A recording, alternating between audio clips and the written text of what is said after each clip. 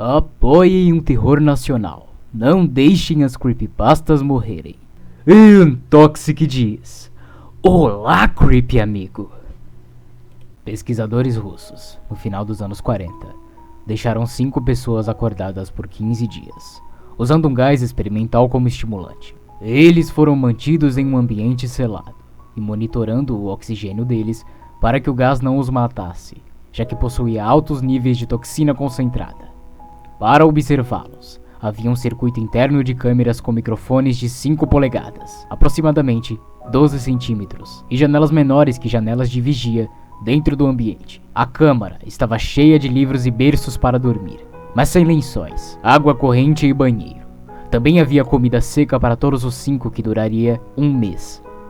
As cobaias de teste eram prisioneiros políticos declarados inimigos do Estado durante a Segunda Guerra Mundial. Tudo estava bem nos 5 primeiros dias. As cobaias dificilmente reclamavam, já que haviam sido avisados, falsamente, de que seriam libertados se participassem do teste e não dormissem por 30 dias. Suas conversas e atividades eram monitoradas, e foi notado que elas conversavam constantemente sobre incidentes traumáticos no passado, e o tom geral da conversa tomou um tom sombrio a partir do 4º dia. Depois de 5 dias, as cobaias começaram a reclamar das circunstâncias e os eventos que os trouxeram à atual situação e começaram a demonstrar paranoia severa. Elas pararam de falar uns com os outros e começaram a sussurrar alternadamente nos microfones e bater nas vigias. Estranhamente, eles pensavam que poderiam conseguir a confiança dos cientistas ao se tornarem seus colegas e tentavam conquistá-los. No começo, os pesquisadores suspeitaram que se tratava de algum efeito do gás. Depois de 9 dias, o primeiro deles começou a gritar. Ele corria por toda a extensão da câmara, gritando a plenos pulmões por 3 horas seguidas. Ele continuou a gritar, mas só conseguia produzir alguns grunhidos. Os pesquisadores acreditaram que ele conseguiria fisicamente romper suas cordas vocais. O mais surpreendente desse comportamento foi como os outros reagiram a isso. Ou melhor, não reagiram. Eles continuaram a sussurrar nos microfones até que o segundo prisioneiro começou a gritar. Os que não gritavam pegaram os livros disponíveis, arrancando páginas atrás de páginas, e começaram a colá-las sobre o vidro das vigias, usando as próprias fezes. Os gritos logo pararam. Mais 3 dias se passaram. Os pesquisadores checaram os microfones de hora em hora para ter certeza de que funcionavam, já que pensavam ser impossível que 5 pessoas não poderiam estar produzindo som algum. O consumo de oxigênio indicava que as pessoas ainda estavam vivas.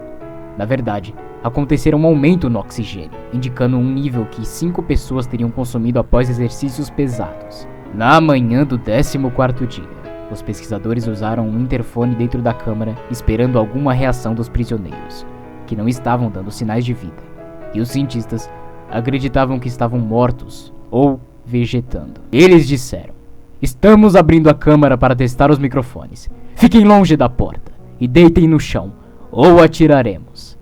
A colaboração dará a um de vocês a liberdade imediata. Para a surpresa de todos, alguém respondeu calmamente em uma única frase: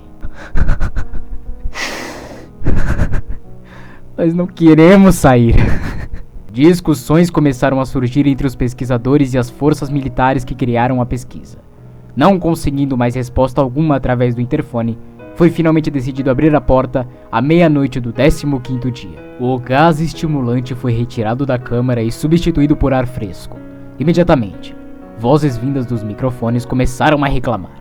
3 vozes diferentes imploravam pela volta do gás, como se pedissem para que poupassem a vida de alguém que amassem.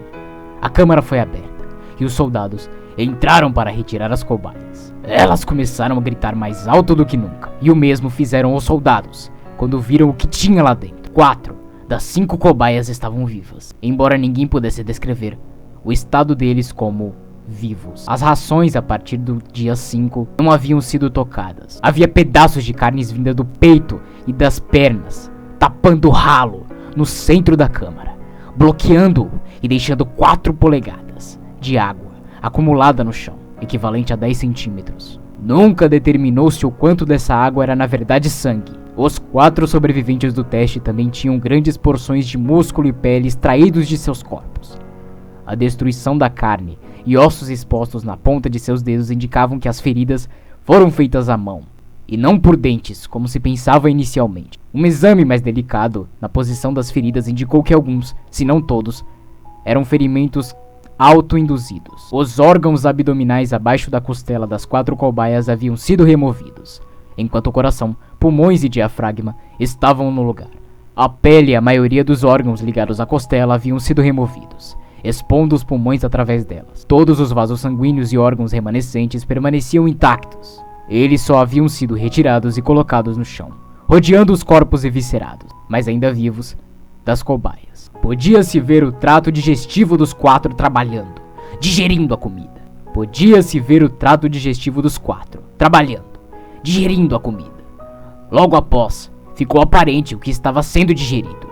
Era a própria carne que eles haviam arrancado e comido durante os dias. A maioria dos soldados ali presentes eram das operações especiais russas, mas muitos se recusaram a voltar à câmara e remover as cobaias.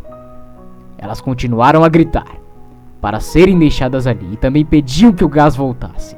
Pelo menos, elas dormiriam. Para a surpresa de todos, as cobaias ainda lutaram durante o processo de serem removidas da câmara. Um dos soldados russos morreu ao ter sua garganta cortada, e outro foi gravemente ferido ao ter seus testículos arrancados e uma artéria de sua perna atingida pelos dentes de uma das cobaias. Outros 5 soldados perderam suas vidas, e se você contar também os que se mataram semanas depois do incidente. Durante a luta, um dos 4 sobreviventes teve seu baço rompido, e ele começou a perder muito sangue quase que imediatamente. Os pesquisadores médicos tentaram sedá-lo, mas foi impossível. Ele havia sido injetado com mais de 10 vezes a dose normal de morfina para seres humanos, e ainda lutava como um animal, quebrando as costelas e o braço de um médico. Houve um ponto em que seu coração bateu tão forte por 2 minutos, após ele ter sangrado tanto, ao ponto de ter mais ar em seu sistema vascular do que sangue. Mesmo depois de seu coração ter parado, ele ainda estava gritando, e a lutar por mais 3 minutos, gritando as palavras "mais", sem parar, até ficar fraco e finalmente calar-se. O terceiro sobrevivente estava muito contido e foi levado para um consultório.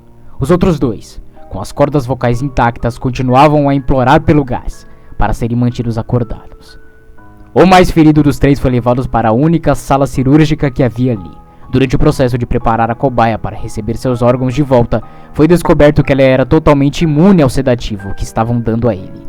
O homem lutou furiosamente contra as amarras que o prendiam a uma cama quando trouxeram o gás anestésico para sedá-lo. Ele conseguiu rasgar mais de 4 polegadas de couro das amarras de um dos pulsos, mesmo como um soldado de 90 quilos segurando no mesmo pulso. Levou mais do que o necessário de anestésico para sedá-lo, e na mesma hora em que suas pálpebras se fecharam, seu coração parou. Na autópsia foi revelado que seu sangue possuía o triplo do normal de oxigênio. Os músculos que estavam presos aos seus ossos estavam destruídos, e havia quebrado 9 ossos na luta para não ser sedado.